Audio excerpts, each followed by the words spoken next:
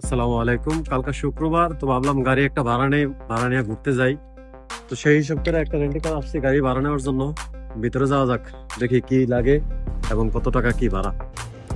আমরা এখন আছি শিফট রেন্টেকারের সামনে এবং পাশেই আছে 79 রেন্টেকার। তো ভিতরে যাওয়া যাক, দেখা যাক কোন কোন গাড়ি আছে এবং কত টাকা দাম। সামনেই দুটি গাড়ি সাজানো আছে এবং আস্তে আস্তে আমি ভিতরে প্রবেশ করতেছি। এবং ভিতরে প্রবেশ করার পরে সে বলল, ভাই ক্যামেরাটা একটু সরান, আমি ক্যামেরার সামনে আসতে চাচ্ছি না। পরবর্তীতে আমি দেখলাম যে কি কি অব্লিগেশন আছে, কি কি রাইটস আছে, যেন আমি জানতে পারি কি কি অধিকার আছে আমার এবং আমি কি কি পদক্ষেপ চাইলেই নিতে পারি। এখন অফিস থেকে গাড়ি দেখতে বলছে, পিছনে গাড়ি রাখা আছে, আমার কোনটা পছন্দ হয় ওইটা আমি দেখতাম, ওইটা গিয়ে বলতাম, তাইলে ওনারা বলবো যে দাম কেমন বা কি কি লাগবে, কত টাকা কি আসে বিশেষ। গাড়ি ভাড়া নেওয়া শেষ, চাবি একটা দিয়ে দিছে আমার হাতে। এখন একদিনের জন্য এই গাড়িটা পুরো আমার হয়ে গেছে, বলা যাক।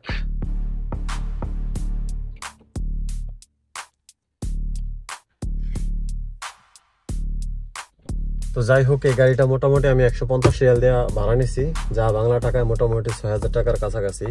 এবং গাড়িটা ভাড়া নিতে আমার কি কি লাগছে, একটা ইকামা কার্ড লাগছে, একটা লাইসেন্স লাগছে, সবগুলা ভ্যালিড ছিল লাগছে। আর মূলত যারা গাড়ি ভাড়া নিবেন বা ভাড়া নেন, একটা বিষয় খেয়াল রাখবেন, গাড়ি ভাড়া নেওয়ার আগে, গাড়িটা রিসিভ করার আগে পুরো গাড়ির একটা ভিডিও নেবেন, যাতে কোথায় কি সমস্যা আছে।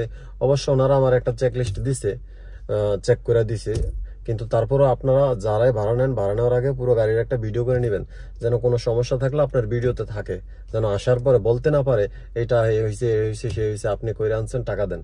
ঠিক আছে, ম্যাক্সিমাম রেন্টেকার কিন্তু এমনই করে, যে একটু সমস্যা হইলে বা আগের থাকলেও তারা নিজেরা বলে যে এটা এমন হয়েছে, এমন হয়েছে, টাকা দেন, টাকা দিতে হইব। আর তখন কিন্তু আপনি নিরুপায়, কিছু করার থাকবে না। তো ভাড়া নেওয়ার আগে অবশ্যই গাড়িটার ভিডিও করে নেবেন। আর বলেও গাড়ি মাইরা দেওয়ার চিন্তা ভাবনা করবেন না, কারণ গাড়িতে কিন্তু ডাবল জিপিএস থাকে। কোথায় জিপিএস লাগাইবো তারা আপনি নিজেও জানবেন না। আর বিশেষ করে আরব কান্ট্রিতে তো নাই, ঝামেলা করা যাবে না। ঠিক আছে। আর আরেকটা কথা, যেই গাড়ি ভাড়া নেন ইন্স্যুরেন্সে নেবেন, ডাবল ইন্স্যুরেন্সে নেবেন, যাতে পুরো গাড়িটার যদি আপনি ভাঙ্গা চুইরা নিয়ে আসেন, একটা পেপার নিয়ে আসেন, তাইলে আপনার কাছ থেকে 1 টাকাও রাখবো না। ঠিক আছে, গাড়িটার দাম যদি 2 কোটি টাকাও হয়, আপনার কাছ থেকে 1 টাকাও রাখবো না যদি পুরো গাড়িটা আপনি ভাঙ্গা নিয়ে আসেন। ইন্স্যুরেন্সে নেওয়ার চেষ্টা করবেন। আমি ইন্স্যুরেন্সেই নিয়েছি, কারণ নিজের উপর যতই কনফিডেন্স থাকুক, একটু ঝামেলা হইলে, উল্টাপাল্টা হইলে, তখন কিন্তু টাকা আমারই যাবো। 20 টাকার জন্য আমি কেন এত টাকা লস দিব? তো ইন্স্যুরেন্সে নিছি, আপনারা যারাই নেবেন অবশ্যই ইন্স্যুরেন্সে নেবেন। তো একদিনের জন্য 150 রিয়াল গেছে, বাংলাদেশি টাকা প্রায় 6000 টাকা।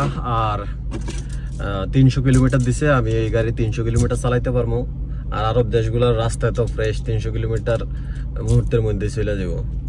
আর বাড়তি কোনো কিলোমিটার যদি আসে, সেক্ষেত্রে আলাদা চার্জ করবো, ওনারা আমার বইলা দিছে। ওকে, তাহলে আল্লাহর নাম নিয়ে যাওয়া যাক।